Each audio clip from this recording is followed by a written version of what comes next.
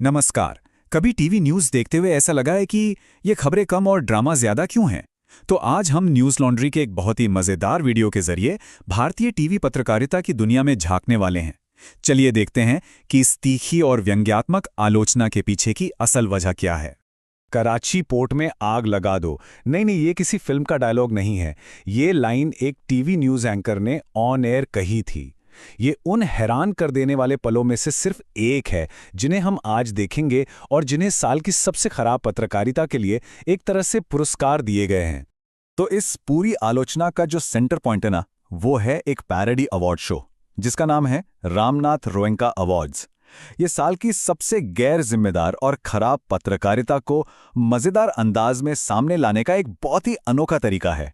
अब देखिए, ये व्यंग्य इतना गहरा इसलिए है क्योंकि ये असली रामनाथ गोयनका पुरस्कार की नकल करता है जो बेहतरीन पत्रकारिता को सम्मान देते हैं। मतलब एक तरफ वो हैं जो सत्ता से कड़े सवाल करते हैं और दूसरी तरफ ये हैं जो सत्ता को एकदम सहज महसूस कराते हैं। असली और नकली के बीच का यही फर्क इस पूरी कहानी की नींव है।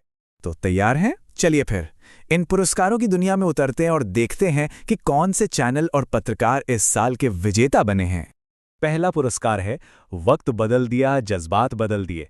जैसा नाम से ही पता चल रहा है, ये उन पत्रकारों को दिया जाता है जो इतनी तेजी से अपनी राय बदलते हैं कि देखने वालों को भी चक्कर आ जाए। मिसाल के तौर पर एक पत्रकार ने पहले शंघाई सहयोग संगठन यानी एससीओ समिट को लगभग बेकार बता दिया और फिर कुछ ही समय बाद उसी पत्रकार ने उसे इतिहास का सबसे बड़ा शिखर सम्मेलन भी कह दिया। मतलब एक ही मुद्दे पर दो बिल्कुल उल्टे विचार। तो वीडियो की जो व्यंग्यात्मक टिप्पणी थी, ये तो पलटी खा गई। वो इस बदलाव को बड़े मजेदार तरीके से पकड़ती है। लेकिन ये सिर्फ राय बदलने की बात नहीं है, ये पत्रकारिता की विश्वसनीयता पर एक बहुत बड़ा सवाल खड़ा कर देता है। अगला पुरस्कार और भी गंभीर है, वॉर करवा दी पापा। ये उन समाचार चैनलों को दिया जाता है जो शांति के जगह युद्ध को बढ़ावा देते हैं और अक्सर झूठी और भड़काऊ रिपोर्टिंग का सहारा लेते हैं।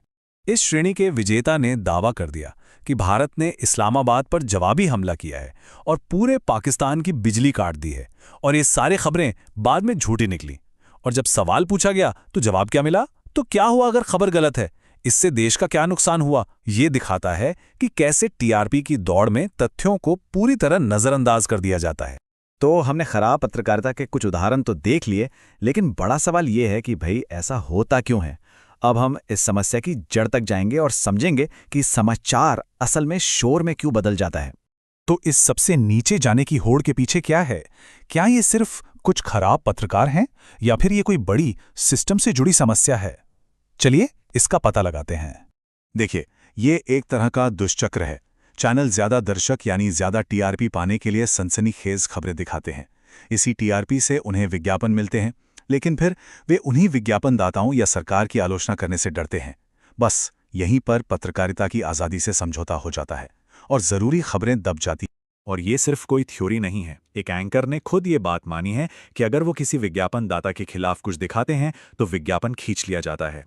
ये सीधा दबाव चैनलों को कई बार सच बोलने से रोक देता है। तो क्या सब कुछ निराशाजनक ही है? शायद नहीं। चलिए अब कुछ ऐसी उम्मीद की किरणों पर भी नजर डालते हैं जो शायद इस माहौल को बदल सकती हैं। स्वतंत्र मीडिया का उदय हो रहा है, नागरिक आंदोलन हो रहे हैं और यहां तक कि कुछ मुख्य धारा के एंकरों का भी अब सत्ता से सवाल पूछना शुरू करना। ये सभी संकेत हैं कि दर्शक अब बदलाव की मांग कर रहे हैं और पारंपरिक मीडिया को चुनौती दे रहे हैं। लेकिन शायद सबसे बड़ा बदलाव दर्शकों से ही आएगा। जैसा कि वीडियो में कहा गया है, संकट केवल मीडिया में नहीं है, यह दर्शकों का भी है।